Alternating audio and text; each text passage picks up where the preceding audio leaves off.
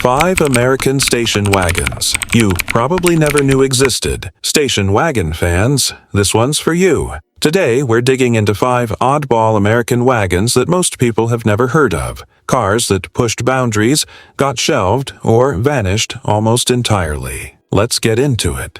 1954. Chevrolet's sports car that happened to be a wagon.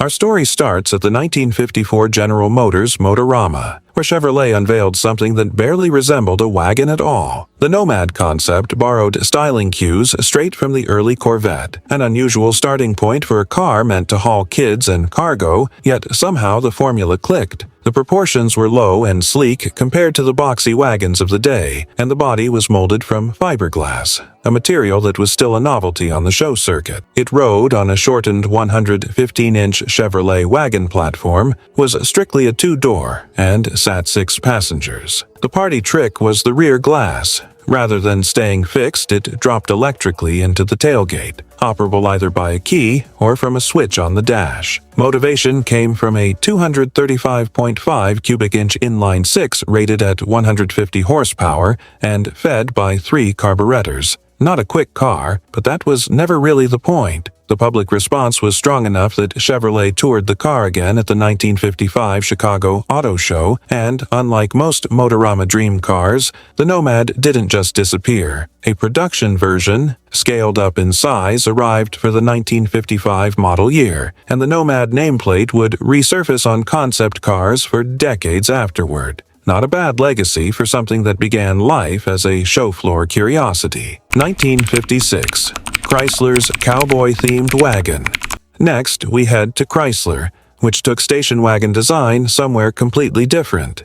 Debuting at the 1956 Chicago Auto Show, the Plainsman concept committed fully to a Western aesthetic, and it showed from every angle. Built on a 115-inch Plymouth chassis, the car was finished in a Palomino beige paint with bronze trim, chrome-plated for extra shine, and a gold Longhorn emblem up front. Not a car built to blend in. The cabin sat 8 and included a rearward-facing 3rd row, a layout idea that would become common in wagons later on. It also featured a power-operated rear window and a rear bench that folded down flat, making it more genuinely functional than its show car looks suggested. Then there's the upholstery. Unborn calfskin lined the interior, a choice that raises real questions about how any modern restoration would even approach it. The roof line was equally unconventional, using a stepped, cantilevered design with a center-mounted vent that let air circulate without creating a draft. A functional feature, not just a styling flourish. The spare tire, meanwhile, was tucked behind the right rear wheel and reached through a lift-up access panel rather than taking up cargo room, an idea Chrysler carried over into its production wagons for 1957. The car's own history afterward is almost stranger than its design. Built by the Italian coach builder Ghia, it left the U.S. not long after its debut, ending up in Cuba. It changed hands following its owner's death and eventually left the country amid major political upheaval, resurfacing in Australia, where it was converted to right-hand drive. It later returned to California and was converted back again. Of all the wagon concepts to come out of the 1950s, this is thought to be the only one still around today. A remarkable survival story for a themed show car. Mid-1960s.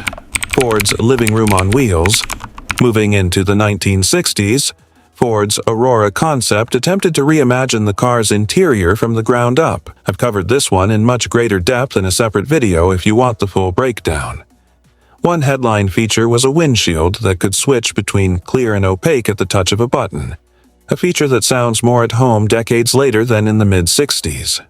Inside, the cabin was split into 3 distinct zones: front bucket seats and a middle and rear section finished with wraparound sofa-style seating, separated by a glass divider.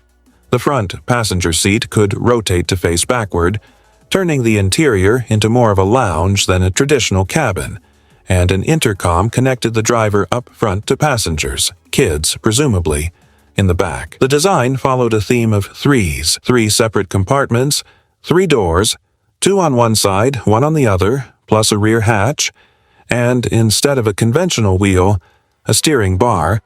It must have felt like the future for a moment.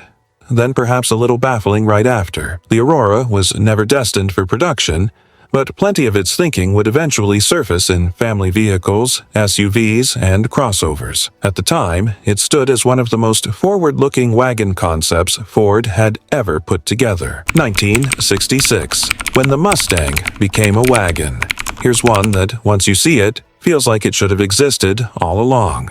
In 1966, the Italian coach builder Intermeccanica built a wagon variant of the Mustang, commissioned by advertising writer Barney Clark alongside designer Bob Cumberford. Starting from a 1965 Mustang hardtop, they stretched the roofline rearward, relocated the back glass, and added swing-out rear windows. The finished product looked less like a one-off experiment and more like a proper factory shooting break. Interestingly, Ford was independently developing its own Mustang wagon idea around the same period, and its version surfaced shortly after Intermeccanica's cars appeared. Take from that what you will. Barney Clark's interest in this kind of car actually predated the Mustang by years. Back in 1956, he'd written about the case for an American four-seat sports car with a proper rear section and real cargo capacity, an idea General Motors passed on at the time. Years later, working through Ford's advertising agency, Clark reintroduced those ideas, and they ended up shaping the Mustang's direction. So, in a roundabout way, this wagon traces back to an idea Clark had been carrying for the better part of a decade. The Intermeccanica car was convincing enough that it's been mistaken for an official factory concept more than once, a testament to how well it matched Ford's actual design language. 1977, Pontiac's wagon that almost saved the muscle car. By the late 1970s, performance cars were up against a tough new reality. Emissions regulations, rising insurance premiums, and fallout from the oil crisis had gutted horsepower figures across the board. Pontiac decided to look for a different kind of solution. In 1977, they built the Firebird Type K, a wagon-bodied Firebird with a camback-style tail, drawing design inspiration from aerodynamic oddities like Ferrari's 250 GTO bread van. Two running prototypes were constructed by Pininfarina in Italy, each converted from standard Firebirds with new steel bodywork, a redesigned rear end, and custom glass. One car wore gold paint with a beige interior.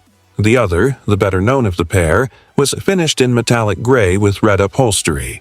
The reworked tail improved aerodynamics and shifted more weight over the rear axle, aiding traction and handling. Rather than a conventional tailgate, cargo access came through gullwing-style side windows that lifted upward.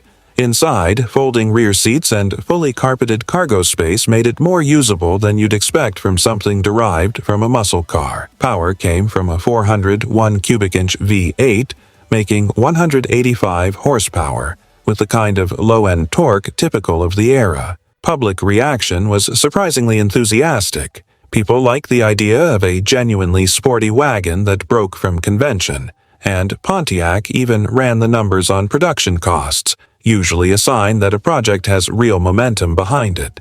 But the economics, especially with Pininfarina's involvement, never worked out, and the project was ultimately shelved. One prototype was later destroyed, the other survived, was given an updated front end, and even made a cameo in an episode of The Rockford Files. Pontiac would revisit the concept once more in the 1980s, though it again never advanced past the concept stage.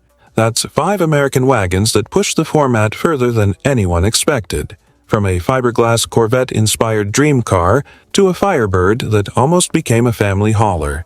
If you want more stories like this, stick around for the next one. If you enjoyed this one, do me a favor and hit subscribe, drop a like, and let me know in the comments which of these 5 you'd want to see brought back. It really helps the channel, and I read every comment. If you want more stories like this, stick around for the next one.